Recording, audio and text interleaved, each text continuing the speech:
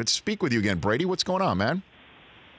Not much. Just out here in LA right now, going through some rehearsals, preparing ourselves for, what is going to be a big weekend for us. Kind of kicking off our big noon kickoff for Fox Sports. Okay, who's the biggest diva on set so far, Brady? Ooh. Come on. That's a good question. I mean, is Urban demanding room temperature water and a certain type of M&M? He's probably as low maintenance as possible. Probably. I would say so far yes. It'd have to be Rob Stone or Reggie Bush. I was one of those two right now. Is that a hair product situation? I would say as of right now. Is that a hair product situation? Is that what you're saying? What's high maintenance? No, that'd be more my issue right now. Okay. That'd be more my issue is the hair product. I'm trying to steal as much as I can from Liner. But that mop that he's got so much stuff in there. There's not really much left over for me to use. So after the game in which Reggie clearly pushed Matt Leinart into the end zone to beat you, Brady, if I'd put all three of you together to say one day you'd be on the same television set for a crucial venture for Fox Sports and college football, what would you have said? Well, now that you put it that way, Rich, I would have said there was no chance that would ever happen. Nice. I never really thought of it that way, but you bring back some old memories that don't really sit too well. And I'm constantly reminded of that. We've got a couple segments where I'll be reminded of that throughout the course of the year. So a little foreshadowing to what you can expect to see. But, Reggie Bush was the best college football player that I'd ever seen. And I say this all the time. I tried to recruit him to come to Notre Dame. When I committed, I called him.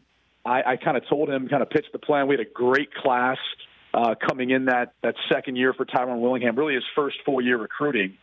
And I tried to give my best pitch to him. And I really feel like, and I tell him this to this day, had he gone to Notre Dame, he would have been a two-time Heisman Trophy winner because he would have played right away. And with the notoriety and everything else from it, and as good as a player he was, I think he would have won it twice. But obviously it didn't work out that way. Liner gets him as his teammate, and kind of the rest is history. But, the funny thing about that game is, those guys are very unapologetic about what they did in order to win the game. And I can't blame them, but it just seems like it's so status quo for some USC people right now. Yeah, so they do. So it's now out in the open, right? I mean, they fully admit that was a shove. That's clearly beyond the scope, right? It was illegal. Now it's legal. Right. It was illegal. Now it's legal. So you see it actually often now. And I think that's what makes them feel like it's okay. Because they're like, well, it was illegal then, but now it's legal. We were just behind the times back then. So when you say there's going to be segments when he's trying to talk about who should win the Heisman, are we going to call that Bush's push? Is that what you say, or he gambles let's not green room it, Rich. Let's not green room it. I know that's a term that you're very familiar with, I'm sure. So you got to tune in to watch. You got to tune in to see all what comes out from it. Well, I use the term "save the gold." You got to save the gold. Save the gold. I'm giving you gold. I'm trying. Well, look, obviously you've got some talented people there at Fox who can figure this whole thing out for yourself. And then there is a conversation, and Urban actually took to his Twitter account to try and tamp it, I shouldn't say tamp it down, to reframe that he never really said Trevor Lawrence is the most talented quarterback he's ever seen. Walk me through what he did say and what he means and where this all sits right now, Brady. Yeah, it was actually hilarious because I work for CBS on their digital platform side, and when I was going into work after we had been out and taping that show, a producer had hit me up and said, "Hey, so Urban thinks Trevor Lawrence is the best quarterback ever." And I said, "Well, no chance that's right. Whoever wrote that or thinks that, he said that at some point, because it's always going to be Tim. Tim Tebow and their relationship, they're still very close to this day. You'd be hard-pressed to ever find someone that would ever surpass Tim in that light." So when he showed me the clip, I'm like, well, I can understand how people could see that he said ever instead of saying however. But when we were on set, it was very clear.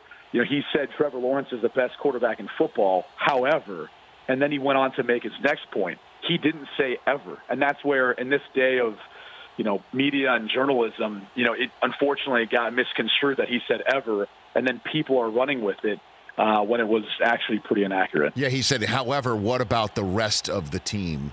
So let's continue that thought right now. First things first, is he the best quarterback in college football, because all I know right now is NFL teams are salivating over the chance to draft Tua next year, and then you got a kid up in Oregon who's no slouch in his own right. So where do you stand on that subject? Yeah, I think it's interesting because you're asking me what he basically projects to be as an NFL prospect and what he is as a college quarterback. I mean, those are two different conversations, right? Because I think Tua may be a better college quarterback. If I was a betting man, I'd probably say Tua is probably going to win the Heisman this year, and I could give you some reasons for that. But then when I watch Tua's game and I break him down on film versus Trevor Lawrence, I think Trevor would be a better prospect for the next level. So, they're kind of two different answers, but I would say Trevor is right there neck and neck, if not, this year has the ability in the sophomore year to take that stride to be better. But Tua is pretty darn good. I mean, it's really tough when you watch him on film and some of the special things he could do to buy time and create plays and make, awkward throws. It's just, I mean, it's seldom seen in college football. I mean, it reminds you a lot of Russell Wilson, but obviously as a left-hander, even with all the talent he's got. So I would say they're neck and neck. I give the edge to Tua right now. But again, I want to see more of Trevor Lawrence, and maybe that opinion will change this year. Well, Brady Quinn here on the Rich Eisen Show from Fox Sports. Yeah, I mean, in terms of an NFL prospect, you mentioned Russell Wilson, obviously, and Baker Mayfield is a guy whose height was discussed prior to him being number one overall, and then waking up dangerous pretty much every single day after that. Don't you think we need to see what Kyler Murray looks like this year? Because if he does perform to the manner that the Cardinals and Cliff Kingsbury hope he can perform, that might make Tua a full-on, bright, shining NFL star prospect of, say, Trevor Lawrence's level. Wouldn't you say, Brady? Sure. I mean, and look, had Cliff Kingsbury not been taken as the head coach in Arizona, Kyler Murray probably doesn't go number one overall. And reason being is he's the perfect fit for what Cliff wants to do and is trying to bring to the NFL. If it's another team that doesn't have that sort of system, they might not look as favorably towards Kyler Murray. So who knows how the draft would have worked out if Cliff Kingsbury wasn't there and they didn't go all in on this vision of what they want their offense to be compared to what it was last year. But, there's no doubt that people even Drew Brees, for being a shorter quarterback, had started to pave the way for the Russell Wilsons and then obviously a Baker Mayfield and now Kyler Murray. And I think the NFL is getting to a point, too, where for me, I think what makes Kyler Murray so special, forget about the height for a second, it's the fact that he can make a bad play good. He could turn something that's really not going to work into a positive gain. And the biggest mismatch right now in the field is the defensive line versus the offensive line. It's getting harder and harder to develop and find these offensive linemen. And that's why you see guards now being taken in the top 10, because they need to find all the best studs they can up front to protect these guys. And if not, these guys have to be mobile enough to be able to move out and create some plays with their legs. And so if Kyler Murray is special at doing that, which I think he is, you can then look at taking a shorter guy because he'll find a way of finding space to make throws regardless of what his height is. And then let's finish the thought, again, that sparked this whole conversation with Urban Meyer. However, what about the rest of the team, meaning Clemson? So what do you think? Yeah, no, it's to me, it's Clemson and Alabama. Those are the top two teams in college football, and it's kind of everyone else. And there's some teams I think that you can make a case for in every conference with the exception of Clemson. I think Clemson is by far and away the best team in the ACC. And then, Syracuse is ranked now. I don't know what they'll be this year. They've lost some pieces. Obviously, their quarterback, too. So, that's going to impact them moving forward. But you look in the SEC, Georgia's probably right there. LSU is a team that's going to compete in the SEC West with Alabama. You go out to Pac-12, it's Oregon and Utah. Big Ten, it's Ohio State, Michigan. Every conference, I think, pretty much has two teams that are distinctly the best. Now, with the exception of the ACC, but I think overall in college football, it's still Bama, Clemson, and we're probably going to see them in the college football playoff again this year. Ask the poll question to Brady, since it's kind of dovetailing into this conversation, Chris. Yeah, Brady, who do you got to win the championship, however? Clemson, Alabama, or the field? I'll take Alabama. Why? I feel like this is one of those spots where it's like a revenge game for Saban. It's a revenge game for Tua. Those guys are probably licking their chops. I mean, I know they just lost, Dylan Moses, their linebacker, but they've recruited well, and I think they'll be able to overcome that. They're so gifted at the wide receiver position too. I just have a hard time believing that anyone who wants to try to face them in a track meet is going to be able to cover any of those guys. I mean, Jerry Jeudy's a stud, Waddle's a stud, Riggs. I mean, you could go on down the line. Like these guys are all studs that they've got. So I think it's going to be kind of that revenge factor this year for them. And people can talk about the transition on the coaching staff, but I mean, Nick Saban's dealt with this before. Kind of like Bill Belichick and the Patriots and all the guys they end up losing. They just kind of replenish, reload, and they go in the AFC East again. I think that's kind of what I foresee happening with Alabama this year. Well, Brady Quinn here on the Rich Eisen Show. You know why Belichick's able to do that, Brady, right? I'm sorry, say that again? Do you know why Belichick is able to do that every year? The point that you just made is because he's got Tom Brady. Well, it's because he's got a Michigan man as his quarterback, Brady. He's got a Michigan man under center and sometimes in shotgun. I think you know where I'm going with that whole thing. What do you consider a successful season for Notre Dame, for your alma mater? What is a successful season that starts Monday night at Louisville? Well, starting in Louisville, I mean, I think they need to get the bad taste out of their mouth from the semifinal. I mean, honestly, that game, probably until we saw the national championship game where Clemson just wiped the floor with Alabama, it's kind of shed a bad light on them. I mean, the last time they're in that position, 2012 versus Alabama, that game didn't go well. So there's the thought of, well, they're not in a conference, they shouldn't be a part of the college football playoff. And then you see the national championship game, you're going, okay, maybe just Clemson's that much better than everyone else this year. And so I think for this year, for them, it's about going out and kind of proving that they do belong to be a part of that conversation every year. Their schedule is extremely difficult. You know that. At least they've got to bye before they've got to go up to Ann Arbor and play Michigan. But, Georgia before then, they've got to go play them down in Athens. They've got to play Stanford at the end of the year on the road. And they've got 7 teams that are coming off byes that they've got to prepare for. And so you've got 7 teams that now have 2 weeks to put in wrinkles that you don't have the opportunity to really make adjustments to until, maybe the first, second, third quarter of the game. So their schedule's tough. They do have a great nucleus coming back. I think their defense has the potential to actually be better than what it was last year.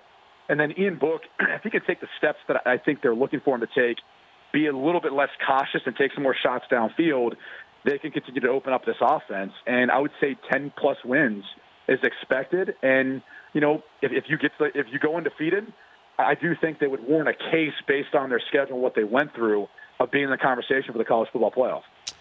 A couple more minutes left with Brady Quinn here at Fox Sports. Now, one thing that I every single time I work with a coach on a set, as you're about to do, I always look at him and see how he reacts to watching games. And the juice is beginning to get flowing. And it's never out of a coach. Even Mariucci right now, and I don't think he's ever going to coach again. But even then, you just see it in him. Urban is still a relatively young man here. Is there any sense that you get right now that he still just can't shake it? Maybe a little bit, just because I think that's how they're born to do, and coaches feel that way. As a player, you feel like that, and so I'm sure there's going to be moments where we see this season him getting the itch to want to be out there, and I don't know if it's going to be an Ohio State game where they're struggling, or when that moment's going to come, but I think he's at a good spot right now. I think he's trying to figure out his process now of how he prepares himself for this career and for life outside of football. And, will there become a moment where there's an opportunity? I'm sure there will in the future because he's that good. But, and what will happen at that point, your guess is as good as mine, Rich. But, my whole thing is I just want him to do whatever makes him happy. I think that's, for me, the biggest thing is, you don't want to be working with someone who's not enjoying what they're doing. And hopefully he enjoys our crew and enjoys what we're doing. And this transition into this kind of different world of broadcasting. I know he's done it before, and I think he's been open and said it before. He knew when he stepped down from Florida that he would probably get back into coaching, that it didn't feel right. And I think this time around maybe feels different for him because of where his family's at, him as a grandfather, and just where he's at personally. Yeah, USC plays Notre Dame right in the middle of the season. That's going to be something on your set. That is going to be amazing. Were you? Yeah, we were talking about some potential ideas for some bets and what we're going to be doing for that. So it should get interesting here in the next few days as far as what we come up with. I know, and and if you enjoy working with Urban Meyer, Notre Dame beating USC might eventually cause you to lose him off the set, Brady. You know, just got to think of these are all moving pieces. That would be a tough one to swallow, and when that day comes, we'll have to deal with it then. But you'll cross that bridge. I'll tell you what, I mean that's. Yeah, the thing is, Rich, I think USC will be better than what people think this year. Okay. I think they're an 8+ win team, maybe 9-win team. So we'll see what that conversation is like after this year. All right, Brady. I really enjoyed the chat. Good luck with the new digs in Los Angeles in the studio. I'm sure you're going to have a blast, and hope that means I can get you physically in my studio very soon. Yeah, I would love to. And I was going to say, we got to do something before Notre Dame, Michigan this year, right? Well, Brady, if you'd like to do that, I am all in. You want to talk about revenge games? I'm telling you what, man, I am ready for that one. That is going to be just absolutely amazing. That's going to be a Saturday night affair. I am all in. So let's figure that out for that week. Let's do it. Sounds good. Excellent. Brady Quinn. Take care of yourself. That's Brady Quinn of Fox Sports. For more of The Rich Eisen Show, tune to Audience Channel 239 on DirecTV for free on BR Live or download the Rich Eisen Show app.